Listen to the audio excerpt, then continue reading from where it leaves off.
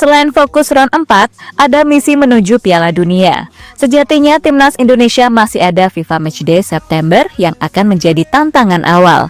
Akan tetapi, ini bukan hanya sekedar tantangan menuju round 4. Ada beberapa hal yang juga diperhatikan federasi dan tim untuk memenuhi target lain. Kemenangan tetap menjadi prioritas karena ada target masuk 100 besar ranking FIFA. Misi ini terus dipertaruhkan pada setiap matchday. Akan tetapi, yang lebih spesial pada matchday kali ini akan ada beberapa faktor baru, pemain baru, hingga staf kepelatihan baru di tubuh PSSI. Pembaruan ini bahkan disebut akan segera diumumkan, bahkan dirampungkan setidaknya pada akhir Agustus ini untuk bisa debut langsung.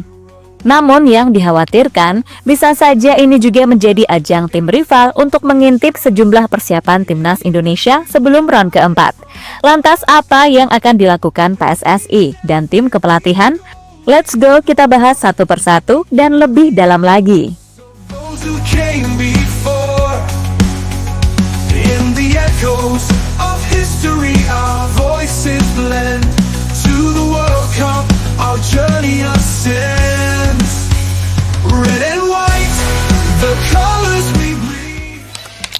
Meski matchday September mungkin terlihat sekedar uji coba di mata sebagian orang, bagi Timnas Indonesia, ini justru titik awal dari semua rencana besar.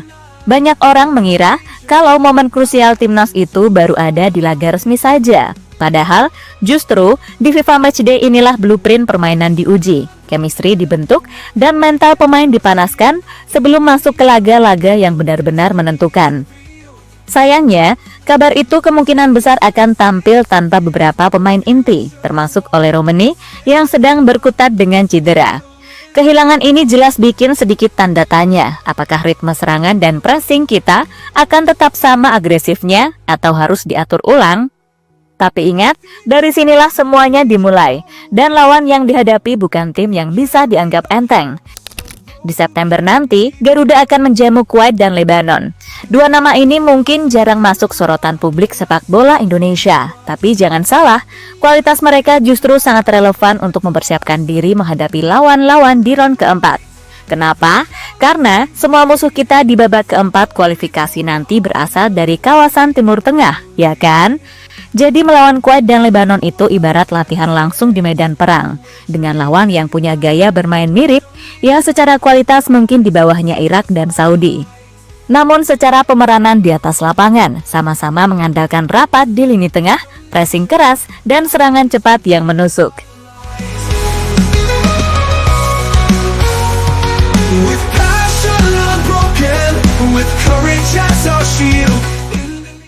Dari sisi ranking FIFA, Kuwait saat ini berada di posisi 138 dunia. Mereka sedikit turun, namun tim Timur Tengah ini bukan lawan yang datang tanpa percaya diri. Sementara itu, Lebanon justru punya catatan yang lebih menjanjikan. Walau gagal lolos ke putaran ketiga kualifikasi, peringkat mereka tetap impresif, 112 dunia dengan 1177,94 poin. Sebagai perbandingan, Indonesia masih di peringkat 118. Jadi kalau dihitung-hitung, Lebanon memang unggul, sementara Kuwait sedikit di bawah kita. Nah ini keuntungannya, kalau Garuda berhasil menang 2 kali, dampaknya besar. Setidaknya poin FIFA kita bisa tembus di kisaran 1155 sampai 1165 poin. Kalau hasil di negara lain mendukung, kita bisa naik 2 sampai 3 peringkat sekaligus. Bahkan kalau Lebanon kita libas, peluang tembus peringkat 116 sudah terbuka. Tapi kalau kalah, apalagi kalah 2 kali, siap-siap ranking kita bisa melorot sampai posisi 123-an lagi. Dan target masuk 100 besar kita bisa makin berat. Indonesia sendiri sejatinya sudah nggak asing lawan mereka, khususnya Kuwait sudah pernah kita kalahkan di kandang mereka pada 2022 silam. Tim nasional sepak bola Kuwait versus Timnas Indonesia.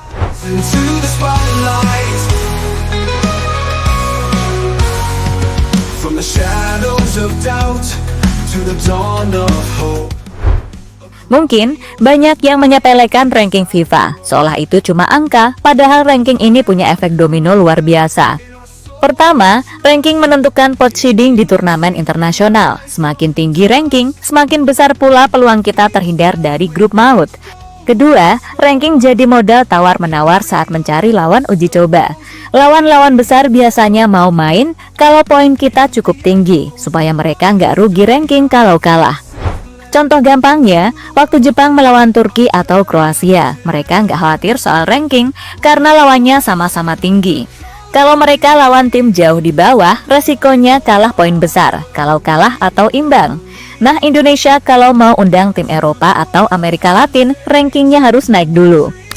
PSSI tahu ini, makanya target 100 besar bukan sekedar prestis, tapi juga strategi jangka panjang. Kalau sudah tembus, peluang dapat lawan top 50 dunia makin besar. Dampaknya, pemain kita terbiasa melawan tim kelas dunia, bukan cuma Asia Tenggara cuy. Selain mengejar poin, 2 laga September ini penting untuk mengembalikan kepercayaan diri pemain dan fans. Kita semua tahu, kekalahan telak dari Jepang waktu lalu meninggalkan bekas. Banyak yang bilang, ya wajarlah, kalah dari Jepang, mereka kelasnya beda. Memang benar, tapi kalah telak itu selalu meninggalkan rasa pahit. Kini main di kandang sendiri, apalagi di Surabaya, harus jadi momen kebangkitan. Stadion akan penuh, atmosfer akan panas, dan suara Indonesia akan bergema. Pemain yang turun nanti harus merasakan energi itu, bukan cuma main seperti formalitas. Nah, ini yang bikin spesial. FIFA Matchday kali ini tidak digelar di Jakarta atau Bekasi. Surabaya jadi tuan rumah. Buat bonek dan arek-arek Surabaya, ini kesempatan langka untuk melihat timnas bermain di depan mata. Dukungan dari tribun di Gelora Bung Tomo selalu terkenal garang, dan ini bisa jadi senjata tambahan untuk menekan lawan. Selain itu, laga di luar Jabodetabek memberi warna baru. Pemain juga bisa merasakan atmosfer berbeda karena dukungan publik di daerah punya karakter sendiri. Kadang ini juga membantu menguji mental mereka, apakah bisa tampil konsisten di mana saja.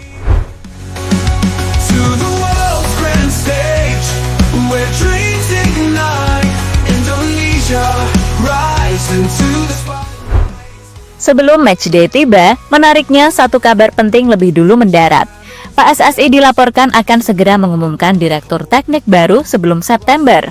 Kalau semua lancar, minggu depan sudah ada pengumuman. Dirtek ini bukan posisi main-main, karena dia yang akan mengatur blueprint pembinaan jangka panjang timnas dari U17 sampai senior. Nama yang paling santer dibicarakan adalah Henk ten Cate. Pengalamannya luar biasa, pernah jadi asisten Frank Rijkaard di Barcelona, pernah melatih Ajax, Sparta Rotterdam, dan Panathinaikos. Dia juga punya reputasi internasional yang diakui, bahkan dihormati oleh legenda seperti Patrick Kluivert. Tapi ada satu masalah, Henk sempat memutuskan pensiun pada 2024 demi fokus ke keluarga. Jadi, PSSI harus meyakinkan dia kalau proyek di Indonesia ini worth it.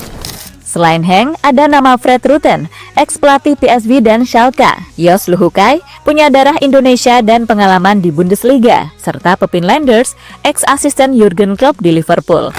Kalau pengumuman benar terjadi di akhir Agustus, Dirtek ini bisa debut di FIFA Matchday September, langsung memantau tim dari dekat.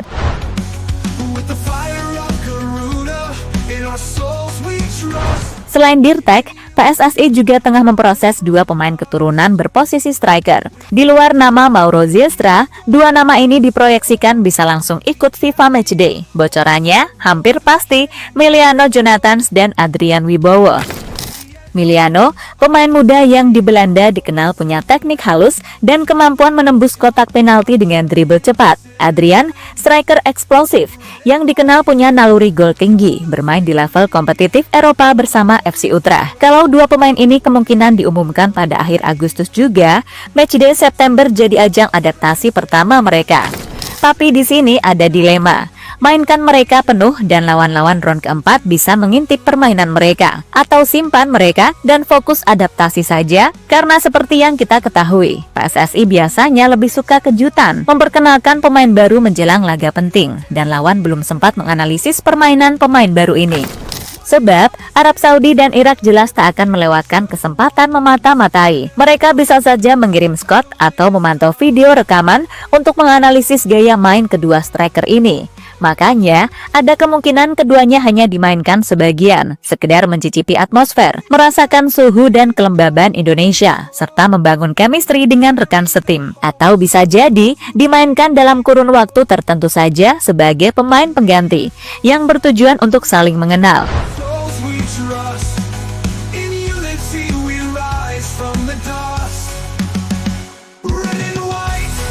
Pada intinya, FIFA Matchday September ini bukan sekedar 2 laga uji coba biasa. Ini adalah panggung awal untuk menguji rencana besar Timnas Indonesia. Mulai dari pembentukan chemistry, pemanasan mental, sampai mendorong peringkat FIFA mendekati target 100 besar. Kuwait dan Lebanon mungkin bukan nama besar di telinga sebagian fans, tapi gaya bermain mereka jadi simulasi nyata untuk medan tempur di round 4 nanti. Di tengah absennya beberapa pilar, muncul kesempatan emas bagi wajah-wajah baru, termasuk 2 striker keturunan yang sedang ditunggu debutnya. Ditambah lagi, kehadiran direktur teknik baru akan memberi warna segar dalam arah pembinaan tim. Semua ini terjadi di Surabaya, di hadapan ribuan bonek dan arek-arek Surabaya yang siap membakar semangat Garuda. Hasilnya nanti bukan cuma soal menang atau kalah di papan skor, tapi soal membangun momentum, menjaga ranking, dan mengirim pesan ke seluruh Asia. Indonesia sedang bersiap, dan kami tak akan main-main di babak berikutnya.